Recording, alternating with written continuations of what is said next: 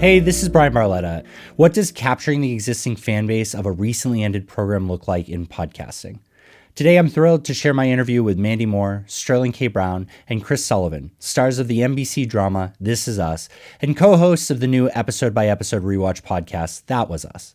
Unlike some of the earliest examples from the Rewatch retrospective subgenre, That Was Us is part of a new generation that understands the business of podcasting from the start. Gone are the days of the actors rolling the dice on a podcast concept. Shows like That Was Us can employ proven successful strategies. As you'll hear in the following interview, the hosts have even formed an ethos for how and why they'll interact with brands. Now it's time for the interview, and I'll see you at the other end. Why podcasting? All three of you are accomplished in so many other categories. What about podcasting appeals to you? I think we are a very tight-knit group. We are a family. We worked on a television show together for 106 episodes, 6 seasons, on a project that was very near and dear to all of us, as well as an audience out there. And so I think all of us were quite sad when it came to an end. And doing a podcast, and specifically a Rewatch podcast, allows us the opportunity to sort of connect with one another, the opportunity to rewatch this show and everything that goes along with it, and truly, most importantly, connect with the people that connected with the show to begin with, and having them included in each episode. We're going to have these dedicated fan segments. And I think that's one of the things that we're most excited about, because the show really resonated on a deep level with so many people for a variety of reasons. So to be able to have those conversations, dig into it a little bit more in a way that I don't think we were able to while the show was on the air, in hindsight and reflecting back now, I think is just like, it's the ultimate opportunity for all of us. On a base level, I love podcasts. I had started this conversation about this podcast with Rob Hollis at Rabbit Grin Productions, who runs, the Armchair umbrella, the Armchair Expert shows. I'm listening to podcasts from morning to night, from news to comedy to narrative into like sleep meditations. Podcasts are, in my opinion, in a world where the attention span is shrinking, is the opportunity to keep the art of long form conversation alive. And so I love doing podcasts. I love listening to podcasts, and so far I've loved making a podcast. Chris took a lot of my answer. Oh, but do it with the British accent. I could do it with a bit of a British accent. I really enjoy podcasts because of the long form conversation that we have there, but also because so much social media going on, 180 characters or whatever it is. Like, it's an opportunity to delve deep. So I guess I said the same thing, but I did it with a British accent.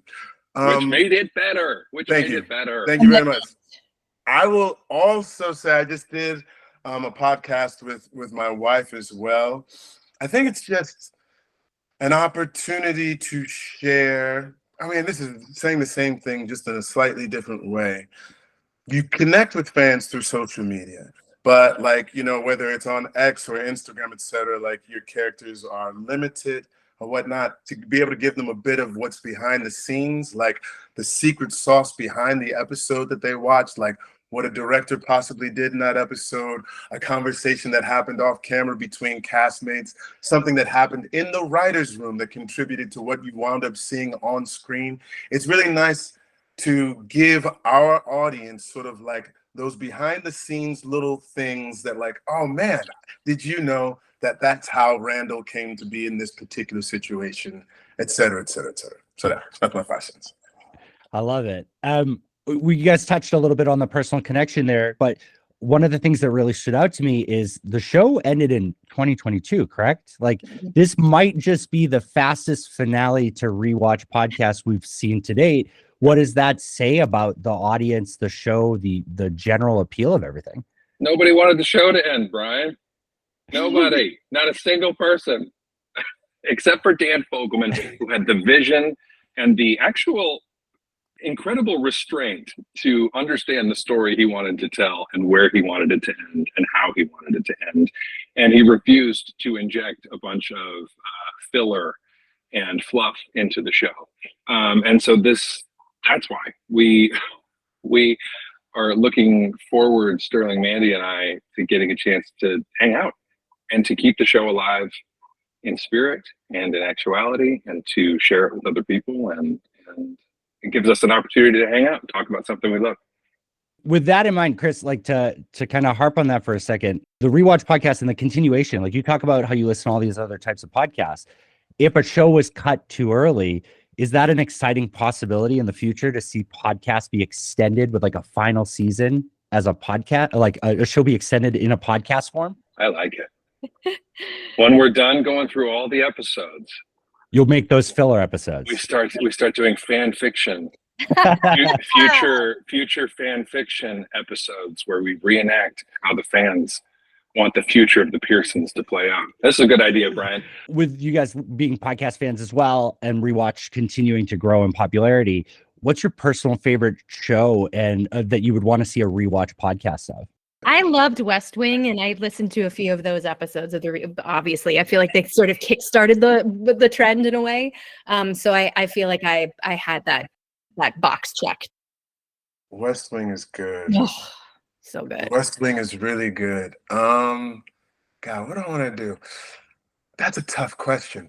I can nerd out like on a sort of like Battlestar Galactica level. I can do that. I could go nostalgia, and like there's no one alive. Well, very few people are still around. Like if somebody was around for All in the Family, may he rest in peace. Producer who just passed away. Like that was one of like a show that made me sort of understand what the medium of television could do, by sort of like showing flawed human beings who still were capable of love and affection and grace, like just showing how complicated people were. And you fell in love with this dude, Archie Bunker, even though he probably wouldn't want to kick it with your boy. But I was like, Archie, I see you, dog. Yeah, that might be one. The first show that grabbed my attention as a young man was The X-Files. And if you got David Duchovny and Gillian Anderson to sit in a room and go back through that show, you wouldn't see me for months.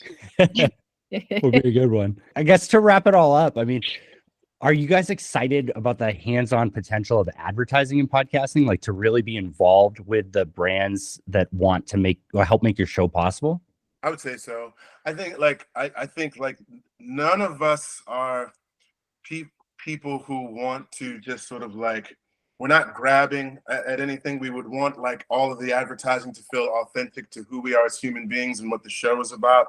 So it's not like we're going to do a lot of green thumb sort of like things like, oh man, you can go get weed from here. That wouldn't make sense for our show, even in the state of California. You know what I'm saying? Maybe it would make sense for Beth and William in one particular episode. So like, that's about it. But to do something that felt sort of like real to who we are as people, things that we could utilize or things that we actually do utilize, because I wouldn't want to talk about something and put it out there unless I really had sort of like, no, this is something that I can actually stand behind. Yes. Yeah. I think we're all aligned on that same page. Like, we are consumers. I can't tell you the number of things that I have been influenced to purchase because of listening to the advertising on podcasts. So it's like we know the difference between stuff when people can really stand behind a product and really use it and speak to that sort of authenticity. And I think we very much want to find those things that align ourselves with products and services and whatnot that like we truly do use in our lives. That's going to be an important factor.